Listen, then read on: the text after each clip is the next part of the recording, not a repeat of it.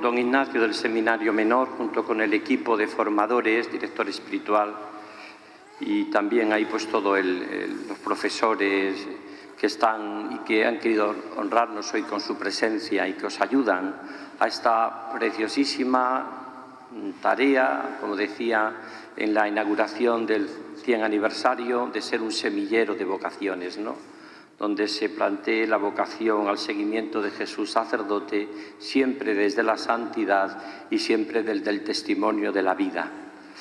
También saludo al señor rector del Seminario Mayor con todo su equipo, vicarios, y también a todos los que estáis aquí, sacerdotes, párrocos, cómo no, el gran tesoro que sois siempre los seminaristas. Una diócesis que no cuida el corazón de la diócesis, que es el seminario, pues tiene poco futuro, ¿no? También agradezco a los profesores laicos o a las familias que están aquí y que también comparten con vosotros esta tarea tan apasionante. La figura de Santo Tomás de Villanueva, que siempre me fascinó y que me parece un santo, un pastor para todos los tiempos, en la línea un poco de ese buen pastor que habla siempre Jesucristo y que hemos visto en el Evangelio, ese pastor que da las ovejas, que entrega la vida, ese pastor que se deja devorar, ese pastor que, como decimos en el Corpus Christi, en uno de los himnos tan bonitos, no solo pastor soy, sino también pasto también. Es pastor y comida, pastor y pasto, que se entrega para que tengamos vida en abundancia. Pues meditando esta mañana en la oración un poco qué podía plantearos con la figura.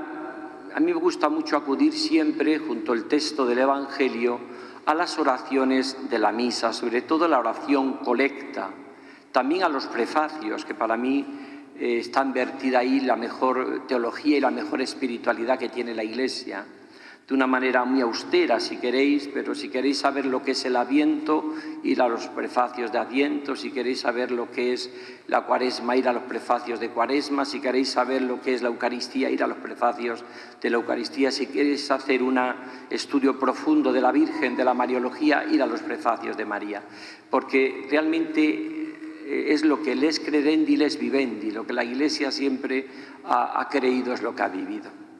Por eso me fijaba en las lecturas y me fijaba sobre todo en tres claves de Santo Tomás de Villanueva para este momento del curso que estamos todavía comenzando. Estamos dando los primeros pasos en este centenario. El mayor también va dando también sus pasos, todos. Lo primero es lo que dice que fue un pastor de una doctrina sana. Eso lo recoge. Y también la lectura que hemos hecho del Nuevo Testamento también habla de la doctrina sana.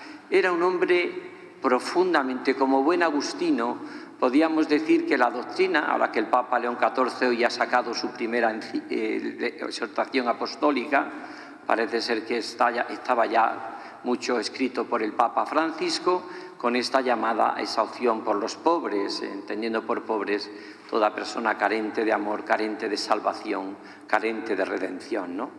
Y digo que esta sería como la primera clave de Santo Tomás de Villanueva, que es un pastor de una doctrina clara, de una doctrina de una buena cabeza, de una cabeza bien preparada, bien formada, que esto es un poco lo que pretendemos en nuestros seminarios mayor y menor.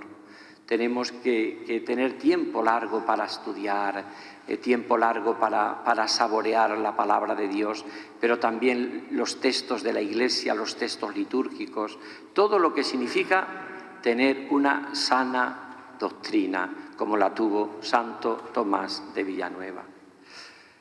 Segundo, habla de algo que es precioso y es un pastor que ha saboreado el amor de Dios, saborea. Sabéis que en la Biblia el sabio no es el que sabe mucho, sino el que ha saboreado a Dios. La mejor expresión de lo que es un sabio en la Biblia sería el Salmo: gustad y ved qué bueno es el Señor. Dichoso el que se apiada de él, dichoso el el que disfruta con Él, dichoso el que goza con el Señor. Esa es la segunda clave de Santo Tomás, un hombre que ha saboreado a Dios, que ha gustado el amor de Dios, que tiene la sabiduría también de los pobres. Como os contaba, ¿os acordáis en la catedral el otro día, en el inicio del centenario?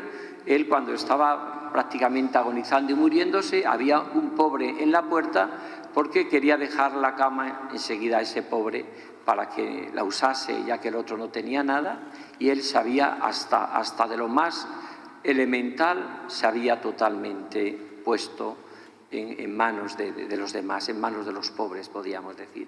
Vivió pobre, anunció el Evangelio pobre y sobre todo murió en esa extrema pobreza que mueren muchos santos, o que mueren todos los santos. Su confianza era Dios, había saboreado la riqueza de la vida que es tener a Jesucristo, y podemos decir que él pone toda su vida en ese saboreo y en ese gusto de Dios. Tenéis que aprender en el seminario, tanto el menor como el mayor, a saborear y a gustar a Dios, para que cuando lleguéis en vuestra vida sacerdotal no sea ser cristiano una carga. Porque cuando se plantea el ser cristiano como una carga, todos buscamos de alguna u otra manera quitárnosla de en medio. Es esa famosa conferencia que tenía el Papa Benedicto XVI, que entonces era Ratzinger, cuando era de la doctrina de la fe, hablándole a los obispos de Alemania, hace ya muchos años, cuando estaban preocupados, como podemos estar preocupados también nosotros, porque había muchísimos ya padres que no bautizaban a sus hijos. Y el Papa, entonces Ratzinger se pregunta, ¿por qué no se bautizan los niños? Está pasando ya hoy, por desgracia, también en España, que va bajando. Es verdad que luego tenemos un porcentaje alto de muchos que ya cuando llega la primera comunión o en la adultez pidan a veces también el bautismo. Pero se preguntaba el Papa esto y respondía de una manera, entonces, Ratzinger fenomenal, con esa clarividencia que tienen los maestros, ¿no? Porque esos padres han vivido la fe, han vivido la vida cristiana como una carga y no quieren transmitírsela a sus hijos. ¿Qué pasa? Que yo le voy a transmitir a mis hijos la carga de cumplir unos mandamientos, de ir a misa, de vivir, de esta moral, esto es una carga. Por eso la clave de la evangelización hoy, que seamos pastores, que transmitamos la verdad con esa clarividencia que tenía Santo Tomás de Villanueva, pero también que vivamos el gozo y la alegría de ser cristiano, que no es una carga, sino que es lo mejor de la vida. Porque yo no podría vivir sin Jesucristo, sin la Eucaristía, sin el perdón de los pecados, sin la oración, sin el servicio a los demás, sin un gozo de estudiar, sin un cumplimiento del deber, sin una voluntad de hacer lo que tengo que hacer en cada momento, porque realmente eso es lo que me va a dar la alegría, el amor de Dios vivido en cada momento de la vida. Y termino, tercero, Santo Tomás de Villanueva también destaca todos los textos, la oración colecta, la oración de poscomunión, algo que está en todos los pastores, la caridad pastoral. Pero él, con una vivencia de una caridad pastoral vivida armónicamente, él no estaba dividido, no estaba fragmentado, como a veces podemos estar nosotros. ¿Por qué no estaba fragmentado Santo Tomás? Pues como no estaba fragmentado Jesucristo con todo lo que hacía, porque todo tenía y confluía en que estaba polarizado en Cristo, centrado en Cristo por Él y en Él. Entonces pueden cambiar los paisajes. ¿Qué más da que esté estudiando, que esté jugando al fútbol, que esté con los amigos, que haya celebrado por la mañana la Eucaristía, haya vivido la Eucaristía, que esté haciendo oración? En todo estoy con Cristo, por Él y en Él. Aunque cambien los paisajes, no cambia mi unión con Cristo. Y eso es lo que da unidad a mi vida. Que toca eso que se cuenta de San Ignacio de Loyola, que estaba un día jugando a la pelota vasca y llega uno de los novicios y le pregunta: Ignacio, si ahora te murieses en este momento que estás jugando a la pelota vasca, ¿qué harías en estos momentos?